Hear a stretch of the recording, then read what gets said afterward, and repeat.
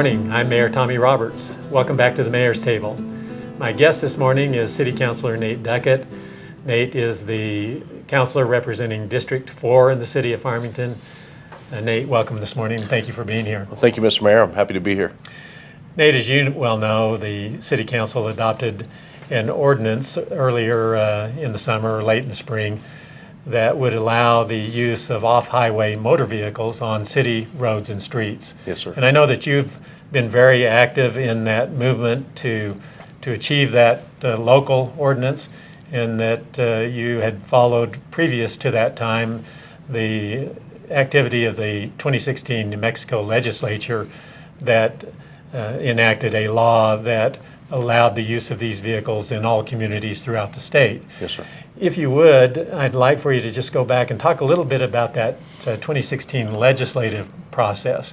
What did that bill provide, and why was there an impetus behind it to get it passed? Sure. Well, absolutely. Well, it's been an interest of mine for probably the last 2 years to find a way for either a local option for the city to pass an ordinance that would allow for off-road vehicle use on city streets, or what we've ended up finding out is it had to go through the state. And it just so happened that Senator DeVille, our local senator here, he had drafted a state bill, SB 270 to be exact, that allowed the local option for local governments to pass legislation that would allow them to use them on their streets as they see fit.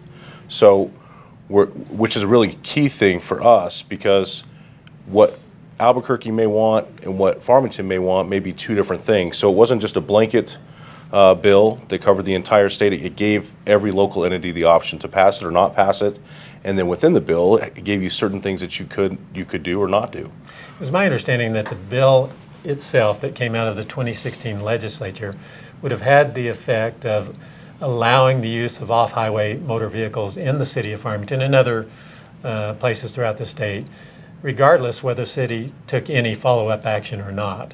Is that correct? That's actually not correct.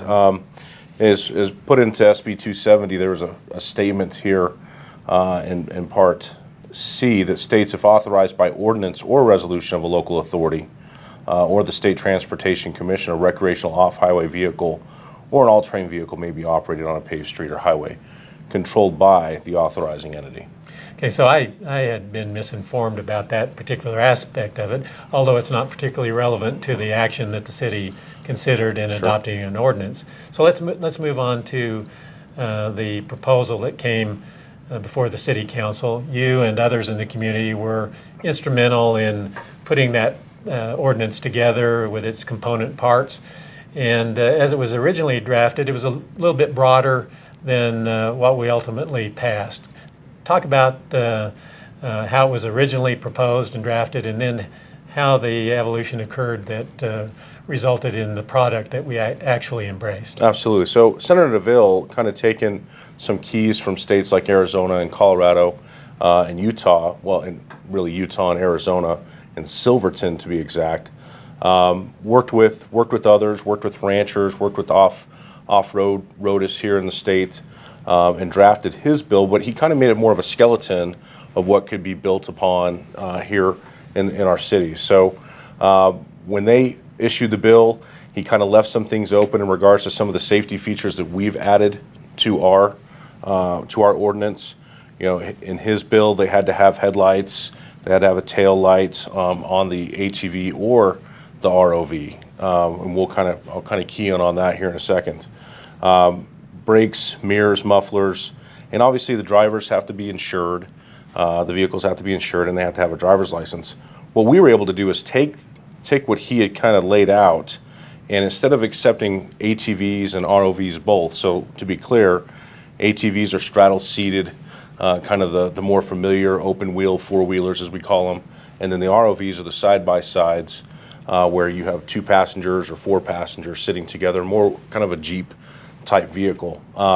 We chose not to pass ATVs here in the city for various safety reasons, but more to allow our law enforcement officers kind of ease their job in enforcing this law. And at certain speeds, those ATVs aren't as safe as the side-by-sides are. So we wanted to kind of find a way to ratchet this down a little bit so it fits within a city type area instead of just the rural area. And I think we found a happy medium there. Other things that we wanted to make sure we did here in the city was put a speed limit on those ROVs. So a lot of those vehicles will go up to 50, 55 miles per hour. What we decided here is within city limits, that vehicle can only go 45 miles per hour. So if you're on Pinion Hills Boulevard and you're driving down the right lane, which we would prefer that you do, you can't go above 45 miles per hour as opposed to the 50 mile per hour speed that's listed there. Yeah. This is an ordinance that passed by unanimous vote of the City Council. I'd like for you to express to our viewers this morning why it's important, in your opinion, to have passed this ordinance. What is the benefit to our community? Well, I think Farmington and San Juan County in general, we sit in a very rich outdoor recreation region. And when we talk repeatedly about diversifying the economy and finding ways to infuse money into other parts of what we're doing here, tourism is clearly one of those key areas.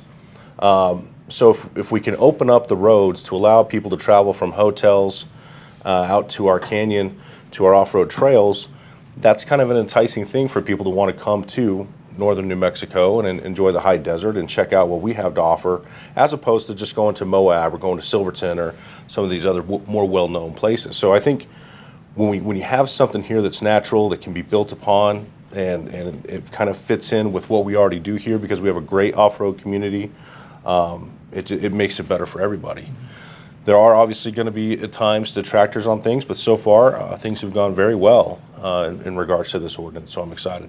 Do we have any data that would indicate whether the ordinance has actually boosted the local economy in any significant way? Well, I can speak for one of our local fabrication shops that is installing the side mirrors and the additional features required on the ROVs. He said he's done 29 off-road vehicles so far since we've rolled out this ordinance. So at least from his standpoint, it's increased his business. And I would imagine that there's others who are doing that same thing as well.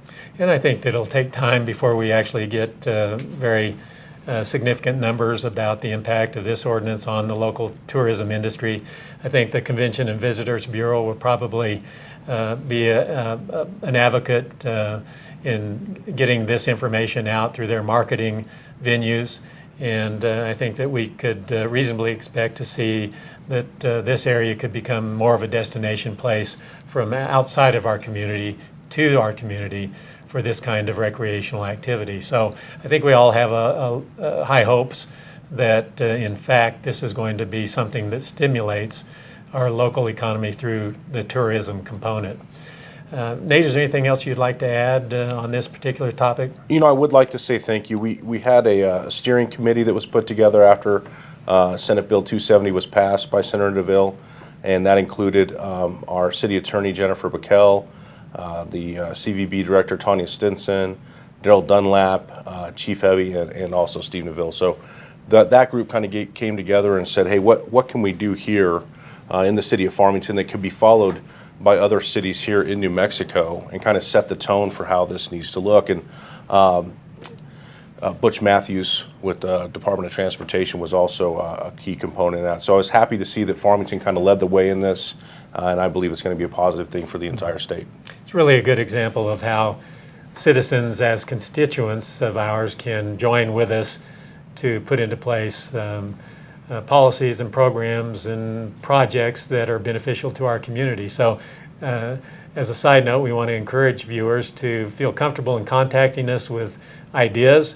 We're always amenable to hearing those ideas, and many times they result in something very positive for our community. Nate, thank you for being here this morning. I think this is an interesting topic, and I think one that our viewers will find of interest as well. Thank you, Mr. Mayor. Thank you for joining us here this morning at the Mayor's Table.